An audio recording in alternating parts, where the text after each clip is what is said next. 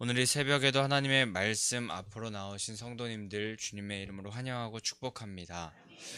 오늘 우리가 읽은 말씀과 같이 첫 마디와 같이 재앙이로다 라는 말과 같이 이 세상에는 정말 재앙이라고 말하는 그런 소리가 너무나도 만연하고 또 우리의 죄악으로 말미암아 우리는 죽을 수밖에 없는 인생들이지만 십자가 부활로 오늘도 우리에게 살아갈 힘과 또 능력을 주시는 하나님이 계심을 기억하면서 오늘도 그 능력 의지하여서 힘차게 살아가시는 하루 되시기를 간절히 소망하고 축복합니다. 이제 우리는 미가서의 마지막 장의 첫 부분을 함께 보게 되었습니다. 미가서는 처음 들어갈 때 말씀드렸듯이 미가 선지자가 쓴 예언서입니다. 기원전 8세기경에 회개를 촉구하는 예언자가 등장하였는데 바로 미가 선지자였습니다.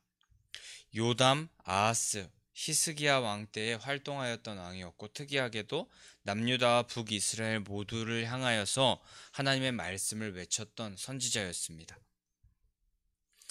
그런데 이 미가서를 우리가 함께 보고 있는데 저번 주에 특별 새벽 기도회 때도 계속하여서 보면서 저는 쭉 이 미가서의 말씀을 보면서 느낀 점이 그 이스라엘의 상황이 지금 우리가 살고 있는 현실과 너무나도 닮아 있다는 것을 저는 좀 느꼈던 것 같습니다.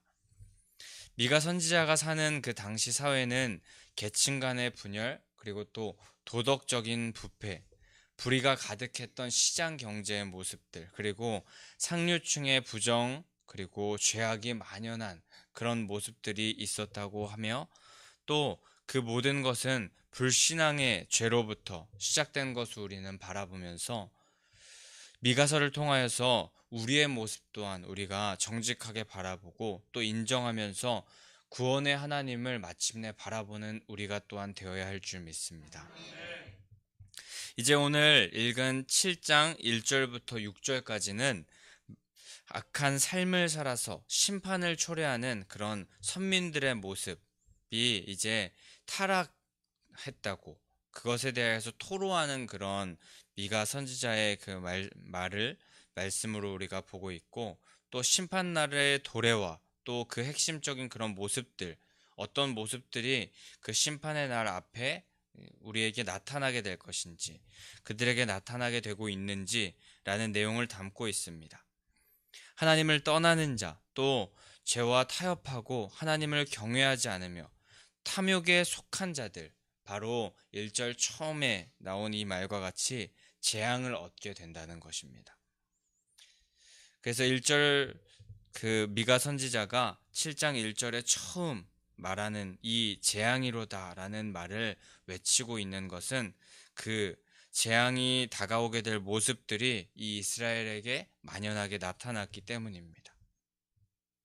그러면서 1절 이후에 재앙이로다 이후에 말하기를 여름 과일을 딴 후에 포도를 거둔 후의 모습, 그것이 바로 이스라엘의 상황과도 같다고 말하고 있습니다. 과일을 먹기 위하여서 과일을 따려고 했지만 이미 과일을 딴 후였기 때문에 앙상한 가지만이 남아있는 그 나무가 바로 이스라엘의 상황이라고 묘사한 것입니다. 이미 거둔 포도들은 의인을 가리키고 앙상한 가지, 그 가지만 남은 모습은 악한 삶을 일삼는 죄인을 의미하는 것입니다.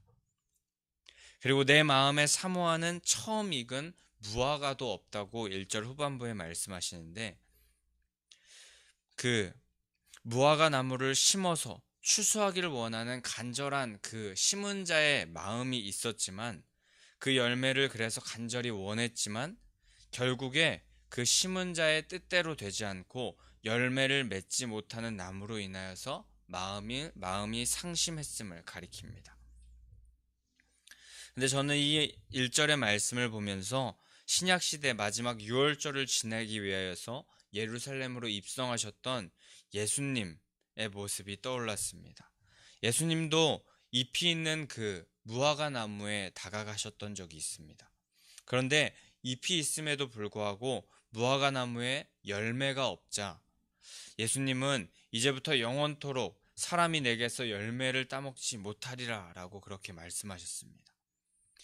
이는 예수님께서 무화과를 먹으러 갔는데 기분이 나쁘셔서 그 무화과 나무를 저주하신 것이 아니라 열매가 열매를 맺을 수 없는 형식적인 종교 행위를 하고 있는 이스라엘을 질타하고 계셨던 표현이었습니다.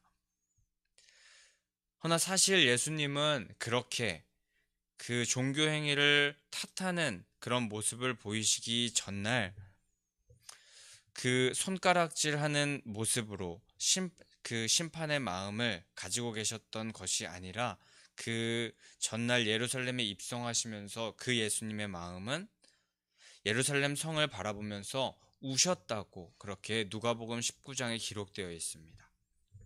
정의와 공의가 사라진 온갖 부패와 불의가 가득한 그 예루살렘의 멸망이 멀지 않았음을 보시고 예수님께서는 한탄하며 답답해하시고 또 손가락질 하신 것이 아니라 예수님은 슬퍼하셨던 것입니다. 오늘 말씀 1절의 말씀이 이 복음서 예수님의 모습을 생각나게 하고 기억하게 합니다. 그리고 여전히 열매 맺지 못하는 우리들의 모습도 생각하게 합니다.